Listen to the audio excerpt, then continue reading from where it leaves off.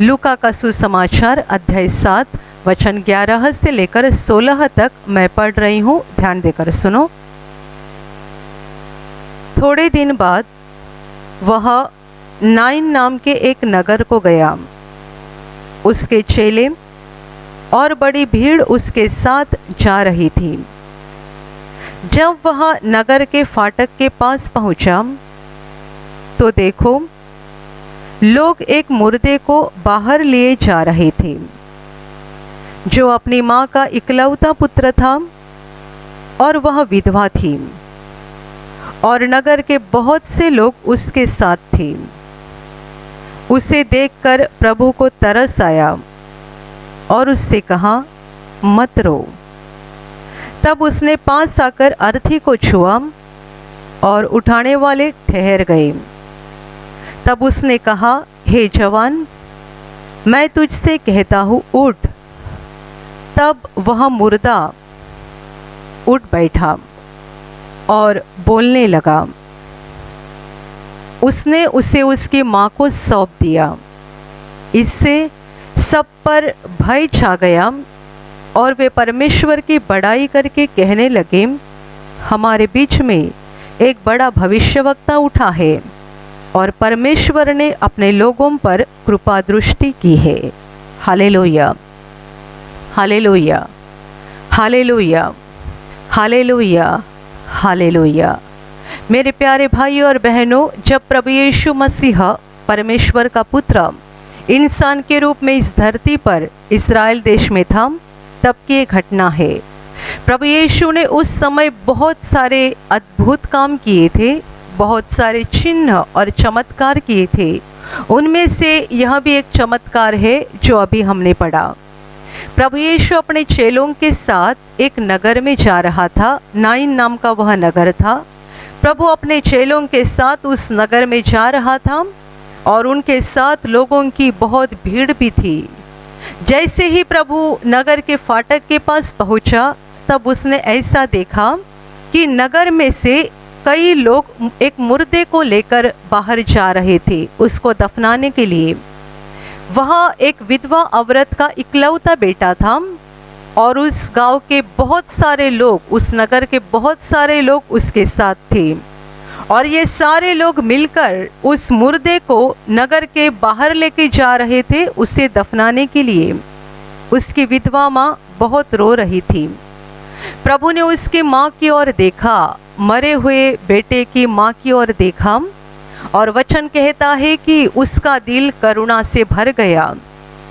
उसे बहुत तरस आ गया और प्रभु ने उसके पास जाकर उससे कहा, मत रो। और फिर प्रभु ने अर्थी के पास जाकर अर्थी को छुआ। जैसे ही प्रभु ने अर्थी को छुआ तो उसे उठाने वाले रुक गए।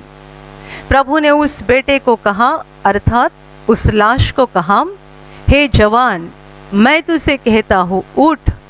और वचन कहता है, तुरंत उसने आंखें खोली, वो जिंदा हो गया, उठ बैठा, और प्रभु ने उसे उसके माँ के हवाले सौंप दिया।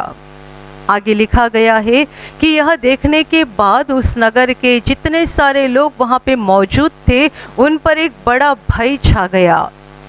वे बहुत डर गए और उन्होंने ऐसा कहा कि हमारे बीच में एक बड़ा भविष्यवक्ता आ गया है और परमेश्वर ने अपने लोगों के ऊपर कृपा दृष्टि की है। Hallelujah, hallelujah, hallelujah, hallelujah. मेरे प्यारे भाइयों और बहनों, बहुत अजीब सी यह घटना हम देख रहे हैं। एक तरफ से प्रभु जा रहा है उस नगर के अंदर अपने चेलों के साथ और एक बड़ी भीड़ के साथ। प्रभु के साथ जो भीड़ थी वो अर्थात बहुत खुशी में, आनंद में थी, क्योंकि प्रभु के पास आए हुए हर व्यक्ति को वो अच्छा करता था, हर व्यक्ति के जीवन के दुख को मिटा देता था, हर व्यक्ति को शैतान के बंधन से मुक्ति देता था। प्रभु उन लोगों के साथ उस नगर में जा रहा था, पर नगर के फाटक के पास ही उसे एक दर्दनाक घटना दिखी, एक वेदना देने वाली घटना दिखाई दी। इकलौता बेटा जिस औरत का था और जो विधवा थी उस बेटे की लाश को लोग नगर के बाहर लेके जा रहे थे उसको दफनाने के लिए। प्रभु जो प्यार करने वाला परमेश्वर है, प्रभु जो करुणा से भरा हुआ परमेश्वर है, उसने जब इस सारी बात को देखा कि ये विधवा औरत का इकलौता बेटा है और उसे लोग अभी दफनाने के लिए लेके जा रहे हैं, प्रभु का दिल करुणा से भर गया, तरस से भर गया और वह खुद उस रोने वाली औरत के पास गया और प्रभु ने उससे कहा मत रो। और फिर अर्थी के पास जाकर प्रभु ने उस मुर्दे से कहा, हे जवान, मैं तुझसे कहता हूँ उठ। और ये जवान जिंदा हो गया, उठ बैठा और जैसे ही वो जिंदा हो गया प्रभु ने उसे उसके माँ के हाथ में सौंप दिया। Hallelujah, hallelujah, hallelujah. मेरे प्यारे भाइयों और बहनों, यदि आज इस तरीके की घटना दुनिया में होती है तो लोग उसे कहानी समझते हैं या कुछ तो जादू टोना समझते हैं। 2000 साल पहले जब ये घटना हुई थी तब ये सत्य घटना थी जो कि बाइबल में लिखी गई है। ऐसा नहीं है कि ये कहानी है कुछ रची हुई, ऐसे ही हमें बताने के लिए बनाई गई कहानी है, ऐसा नहीं है, बल्कि ये सत्य घटना है। एक तरफ से प्रभु जा रहा है उस नगर के अंदर, प्रभु के साथ जो है सारे हंस रहे लोग हैं, खुशी मनाने वाले लोग हैं क्योंकि उनको अच्छा किया गया है, उनकी बीमारियां निकल गई है, उनको छुटकारा मिल गया है। और सामने से जो लोग आ रहे हैं वो रोने वाले लोग हैं क्योंकि एक जवान बेटा मर गया है। मेरे प्यारे भाइयों और बहनों, यदि कोई मर जाता है तो आगे कुछ उम्मीद नहीं होती है।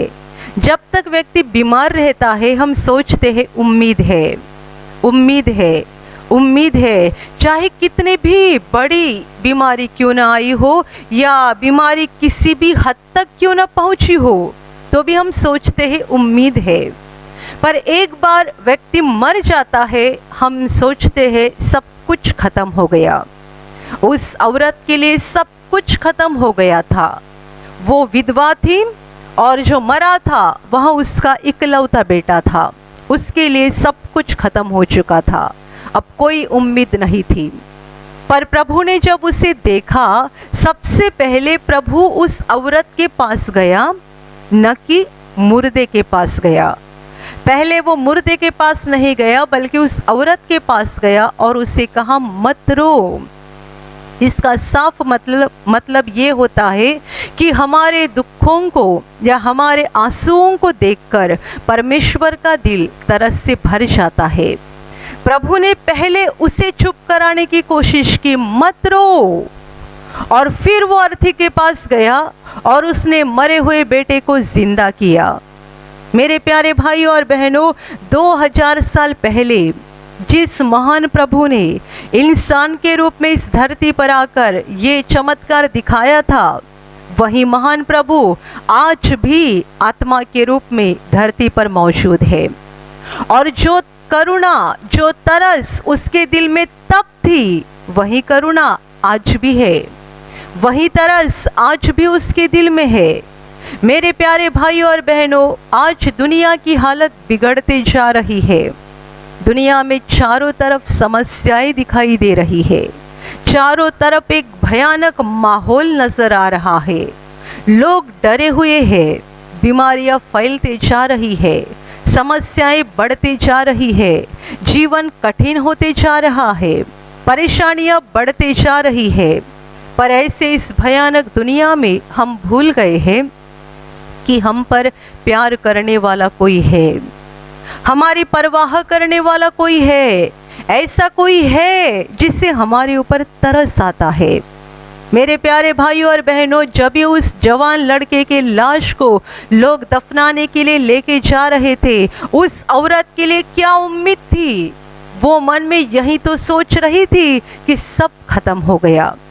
उसके आंसू एक निराशा के आंसू थे, उसके आंसू भयानक दर्द के आंसू थे कि अभी मेरे लिए कोई सहारा नहीं है, ये मेरा इकलौता बेटा था, मर गया, अब सब कुछ खत्म हो गया। मेरे लिए कोई सहारा नहीं है, मेरे लिए कोई आशा नहीं है, कोई उम्मीद नहीं है। ये औरत इस विचार से रो रही थी, आंसू बहा रही थी, पर प्रभु दिखाना चाहता था कि सब कुछ खत्म नहीं हुआ है। तुम बेसहारा नहीं हो, उम्मीद खत्म नहीं हो चुकी है। मैं जिंदा हूँ, मैं तुमसे प्रेम करता हूँ। उस बेटे की लाश को नगर के बाहर लिया जा रहा था, तभी प्रभु वहां पे पहुंचा। प्रभु ने उससे कहा मत रो, और अर्थी के पास जाकर लाश से वो कहता है, हे जवान, मैं तुझसे कहता हूँ उठ, और वो जवान जिंदा हो गया। Hallelujah, hallelujah. इसी ताकत के साथ आज भी प्रभु धरती पर काम कर रहा है। इसी सामर्थ के साथ आज भी प्रभु धरती पर काम कर रहा है, और इसी करुणा के दिल के साथ, इसी तरस भरे दिल के साथ प्रभु धरती पर काम कर रहा है। समस्या कहाँ है? समस्या लोगों के बीच में है। बहुत सारे लोग जानते नहीं हैं कि परमेश्वर कितना प्रेम करता है, परमेश्वर के दिल में हमारे लिए कितनी करुणा है, कितना तरस है। ऐसे बहुत सारे लोग होते हैं जो अपने जीवन में कोई भी परेशानी या समस्या होने के बाद ऐसा कहते हैं कि ये परमेश्वर की इच्छा है। मुझे कैंसर हो जाए, ये परमेश्वर की इच्छा है। मुझे बच्चे ना हो जाए, ये परमेश्वर की इच्छा है। मैं ऐसा ही एक कंगाल भिखारी जैसा जीवन बिताऊं, ये परमेश्वर की इच्छा है। हर बुरी बातों को लोग परमेश्वर की इच्छा समझते हैं, और ऐसे कितने सारे लोग होते हैं जो परमेश्वर के ऊपर विश्वास भी नहीं करते हैं। वे कहते हैं परमेश्वर दुनिया में है नहीं, सब कुछ जो हो रहा है, चाहे वो अच्छा हो या बुरा हो, सब अपने आप हो रहा है, परमेश्वर दुनिया में नहीं है। Hallelujah, hallelujah, hallelujah. John Austin नाम के एक प्रभु के बहुत बड़े सेवक होकर गए। उन्होंने एक घटना बताई थी। एक बार वे एक जगह प्रार्थना सभा लेने के लिए जा रहे थे। जाते समय उन्हें रास्ते में ऐसा एक मनुष्य मिल गया जो लंगड़ा था और चल नहीं सकता था। जॉन ऑस्टिन प्रभु के बहुत बड़े सेवक थे, और वे जब भी प्रार्थना करते थे तभी अंधे की आंखें खुलती थी, गूंगे बोलते थे, बहिरे सुनते थे, और ऐसे बहुत बड़े बड़े अद्भुत काम उनके द्वारा परमेश्वर किया करता था। जॉन ऑस्टिन ने इस मनुष्य से ऐसे कहा कि अभी मैं एक जगह पे प्रार्थना सभा लेने के लिए जा रहा हूँ, और मैं चाहता हूँ कि तुम भी वहीं पे आ जाओ। शायद परमेश्वर का अनुग्रह तुम पर हो जाएगा और तुम अच्छे हो जाओगे। ये मनुष्य ने उनको जवाब दिया कि मैं ऐसा रहूं, ये परमेश्वर की इच्छा है। मैं समझता हूं कि ये परमेश्वर की इच्छा है। तो भी जॉन ऑस्टिन ने उनको कहा कोई बात नहीं, आप आओ प्रार्थना सभा में, शायद हो सके तो परमेश्वर के अनुग्रह से आप अच्छे भी हो सकते हैं। ये मनुष्य उस प्रार्थना सभा में पहुंचा। जॉन ऑस्टिन लिखते हैं कि उस प्रार्थना सभा में बहुत सारे लोग अच्छे हो गए। बहुत सारे लकवे से पीड़ित रोगी उठकर चलने लगे, लंगड़े उठकर चलने लगे, अंधे देखने लगे, और बड़े पैमाने में वहाँ पर लोग अच्छे हो रहे थे। ये मनुष्य भी उनके बीच में मौजूद था, पर वो प्रार्थना सभा के अंत तक कुछ उसे फर्क महसूस नहीं हुआ, वो अच्छा नहीं हुआ। जॉन ऑस्टिन आगे लिखते हैं, ये इसीलिए अच्छा नहीं हुआ क्योंकि उसने अपने मन में ये लिख रखा है कि मैं लंगड़ा रहूं, ये परमेश्वर की इच्छा है। मेरे प्यारे भाइयों और बहनों, ये सच है। बहुत सारे लोग अपने जीवन में इसीलिए दुख उठा रहे हैं और इसीलिए परेशानियों का सामना कर रहे हैं कि उन्हें लगता है कि ये उनके लिए है और उन्हें ऐसे ही दुख से गुजरना चाहिए, उन्हें ऐसी ही समस्याओं में रहना चाहिए। मेरे प्यारे भाई और बहनों, इससे भी बढ़कर कुछ लोग ऐसा सोचते हैं कि परमेश्वर कहाँ पर है, जो भी होता है अपने आप होता है और हमें अपनी सारी कोशिश करनी चाहिए, अपना सारा प्रयास और मेहनत करके समस्याओं से बाहर आना चाहिए।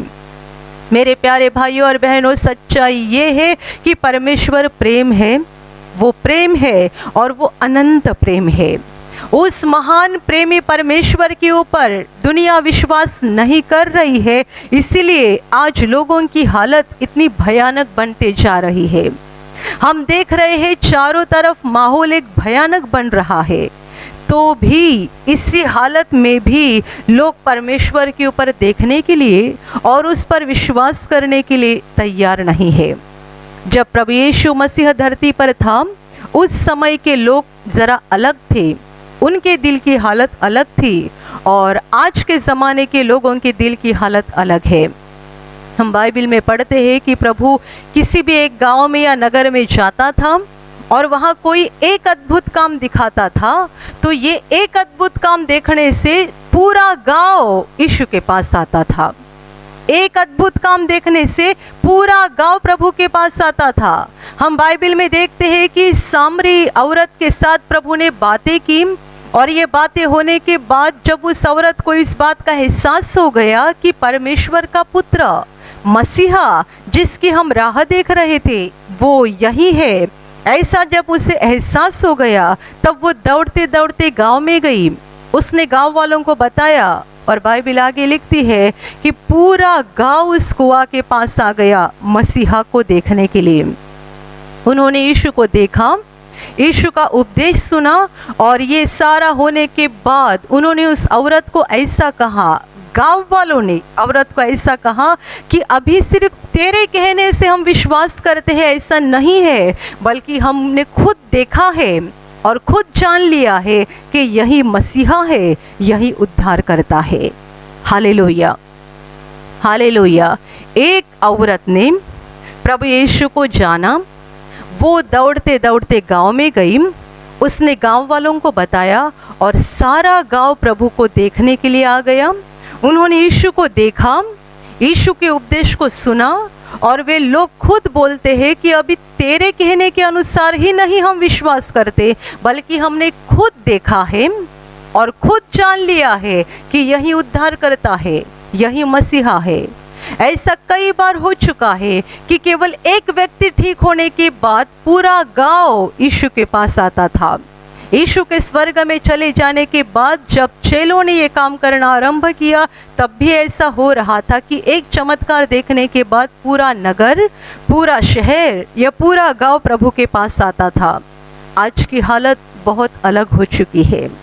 लोगों के दिल इतने कठिन बनते जा रहे हैं, इतने कठिन कि परिवार में यदि एक मनुष्य ठीक हो जाता है तो भी परिवार के दूसरे लोग यीशु पर विश्वास करने के लिए तैयार नहीं होते हैं। घर का, अपने घर का एक व्यक्ति ठीक हो जाता है तो भी घर वाले विश्वास नहीं करते हैं।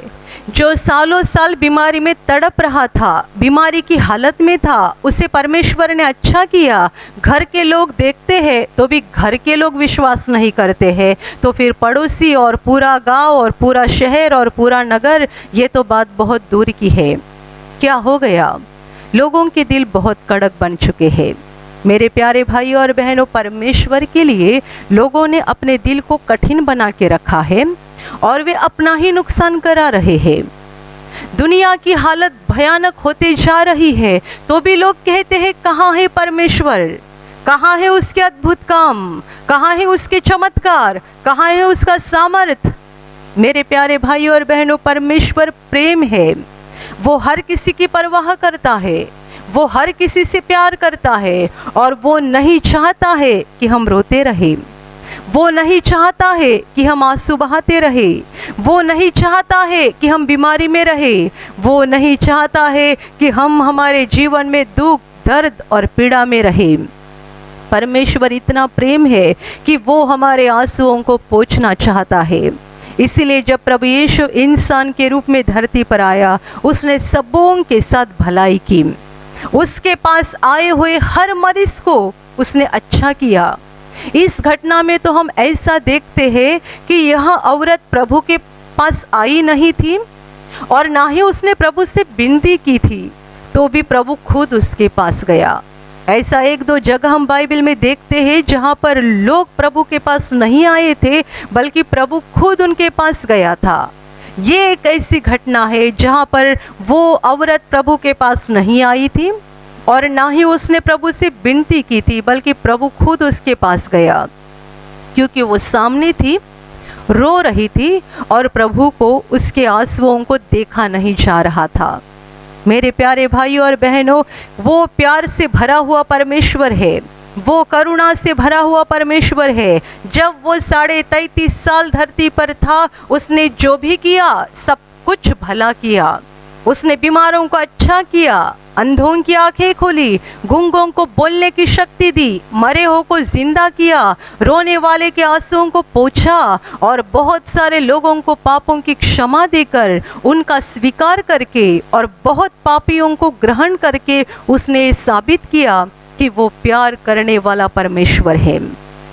इसलिए यूहन्ना ने अपने सुसमाचार में लिखा है कि परमेश्वर को कभी भी किसी ने नहीं देखा है। वो अगम्य ज्योति में रहने वाला परमेश्वर, सृष्टिकर्ता परमेश्वर, उसे आज तक कोई मनुष्य ने कभी नहीं देखा है। पर जो इकलौता जन्मा हुआ यीशु मसीह, उसने परमेश्वर को दुनिया के सामने प्रकट किया है। यीशु मसीह के द्वारा परमेश्वर दुनिया के सामने प्रकट हो गया। परमेश्वर कैसा है, उसका दिल कैसा है, उसकी योजनाएं क्या है, उसके शब्द क्या है, वो क्या चाहता है, वो हमें क्या देना चाहता है, ये सारी बातें यीशु मसीह के द्वारा दुनिया के सामने पेश हो गई। और इसीलिए यूहन्ना ने कहा है कि परमेश्वर को कभी भी किसी ने नहीं देखा है, पर जो इकलौता जन्मा हुआ उसने परमेश्वर को दुनिया के सामने प्रकट किया है। Hallelujah, hallelujah, hallelujah. हमारे जीवन में जो भी बुरा होता है वो उस दुष्ट शैतान की ओर से होता है।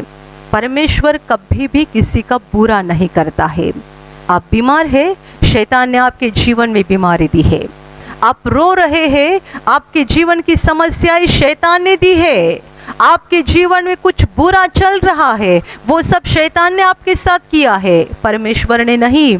परमेश्वर हमारा भला करता है, भला करता है और सिर्फ भला करता है। इसीलिए जब प्रभु यीशु धरती पर था, उसने किसी को बीमारी नहीं दी, बल्कि उसने लोगों को बीमारी से अच्छा किया। उसने किसी को दुख नहीं दिया, दर्द नहीं दिया, बल्कि उनको दुख और दर्द से बाहर निकाला। और इसीलिए बाइबल कहती है कि परमेश्वर का पुत्र दुनिया में इसलिए प्रकट हुआ कि वो शैतान के कामों को नष्ट करे। मनुष्यों के जो भी शैतान के थे उनको यीशु मसीह ने नष्ट कर दिया। बीमारी शैतान का काम है, अंधापन शैतान का काम है, गूंगापन शैतान का काम है। हम बाइबल में पढ़ते हैं कि एक बार प्रभु यीशु के पास ऐसे एक व्यक्ति को लाया गया था जो जन्म से गूंगा था और बहरा था, ना बोल सकता था ना सुन सकता था। प्रभु ने दुष्ट आत्मा को आज्ञा दी, उसे गूंगा और बहरा बनाने वाले दुष्ट आत्मा को आज्ञा दी, और जैसे ही दुष्ट आत्मा उसे छोड़कर निकल गई, ये गूंगा बोलने लगा और साथ ही साथ सुनने भी लगा। इससे प्रभु ने साफ दिखाया कि गूंगापन और बहरापन परमेश्वर ने नहीं, बल्कि दुष्ट आत्मा ने उसके शरीर में लाया था।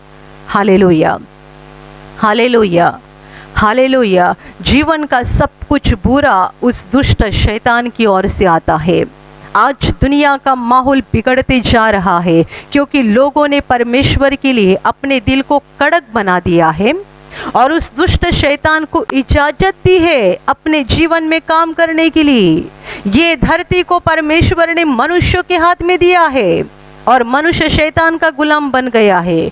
मनुष्य शैतान को इजाजत दे रहा है सारे बुरे काम करने के लिए, सारे गलत काम करने के लिए हम शैतान को इजाजत देते हैं, और परमेश्वर को हम इजाजत नहीं देते हैं हमारे जीवन में काम करने के लिए। लोग परमेश्वर के ऊपर विश्वास नहीं करते हैं, परमेश्वर के लिए अपने दिल को बहुत कड़क बना के रखे हैं और शैतान को इजाजत दे रहे हैं दुनिया में काम करने के लिए। और इसीलिए तो बीमारियां फैलते जा रही है, परेशानियां बढ़ते जा रही है, क्योंकि शैतान सब कुछ बुरा करता है। वो जब भी हमारे जीवन में प्रवेश करता है, वो हमारा कुछ अच्छा नहीं करता है। बीमारी हो, झगड़े हो, लड़ाई हो या किसी भी प्रकार का बुरा हो, कोई भी समस्या या परेशानी हो, सब बुरा उस दुष्ट शैतान की ओर से आता है। Hallelujah, hallelujah, hallelujah. मेरे प्यारे भाइयों और बहनों, यदि आप उस दुष्ट शैतान के हाथ से बाहर निकलना चाहते हैं और परमेश्वर के प्यार का अपने जीवन में एक सच्चा इच्छा अनुभव करना चाहते हैं तो उस पर देखना शुरू करो और उस पर विश्वास करना शुरू करो। वो महान परमेश्वर आपके लिए रुका है, वो राह देख रहा है, वो चाहता है आपके जीवन में भला काम करे, वो चाहता है कि आपको छुटकारा दे, वो चाहता है कि आपके जीवन के श्रापों को निकालकर उस जगह आशीषों को भर दे। ये उसकी इच्छा है। पर क्या ये आपकी भी इच्छा है? यदि आपकी इच्छा है तो आप परमेश्वर पर विश्वास करो। जब हम परमेश्वर के ऊपर देखते हैं, उस पर विश्वास करते हैं, तब हम उससे अपने जीवन में काम करने के लिए इजाज़त देते हैं। मेरे प्यारे भाइयों और बहनों, दुनिया अंधकार से भर रही है क्योंकि ये अंत के दिन है। और जैसा कि बाइबल में लिखा गया है, अंत के दिनों की जो भविष्यवाणी की गई है, उनके अनुसार एक एक घटना दुनिया में होते जा रही है और हम अंत के बहुत करीब जा रहे हैं। पर ऐसे माहौल में भी हम अपने जीवन में परमेश्वर के प्रेम का अनुभव कर सकते हैं। आज भी वो जिंदा है। यीशु मसीह 2000 साल पहले मनुष्य रूप में, इंसान के रूप में धरती पर था। आज वो आत्मा के रूप में है। उस समय जैसे वो लोगों को अच्छा कर रहा था, लोगों की परेशानियों को, बीमारियों को ख़त्म कर रहा था, वैसे वो आज भी करना चाहता है। और बहुत सारे लोग जो उस पर विश्वास करते हैं, उनके जीवन में वो अद्भुत काम करता है, उन्हें वो अच्छा करता है, उनके परेशानी को निकाल देता है। मेरे प्यारे भाइयों और बहनों, बस उस पर विश्वास करना है। वचन कहता है, विश्वास बिना उसे संतोष देना असंभव है। हम परमेश्वर को विश्वास के साथ ही विश्वास करके खुश कर सकते हैं। विश्वास बिना हम परमेश्वर को कभी भी प्रसन्न नहीं कर सकते हैं। यदि हमारे दिल में विश्वास है तो ही हम परमेश्वर को प्रसन्न कर सकते हैं। वो हमसे और कुछ नहीं चाहता है, क्योंकि वो जानता है कि हम कितने दुर्बल हैं, वो जानता है कि हम कितने कमज़ोर हैं। मेरे प्यारे भाइयों और बहनों, परमेश्वर जिंदा है। इस सच्चाई पर पहले विश्वास करो और उस सच्चा प्रेम दिखाने के लिए उसके इकलौते पुत्र को, यीशु मसीह को धरती पर भेजा था। यीशु मसीह हमारे पापों के लिए इंसान बनकर धरती पर आया और हमारे पापों का बोझ अपने ऊपर लेकर उसने क्रूस पर बलिदान किया। वचन कहता है कि उसने हमारी बीमारियों को लिया, हमारे परेशानियों को लिया। हम पापी हैं।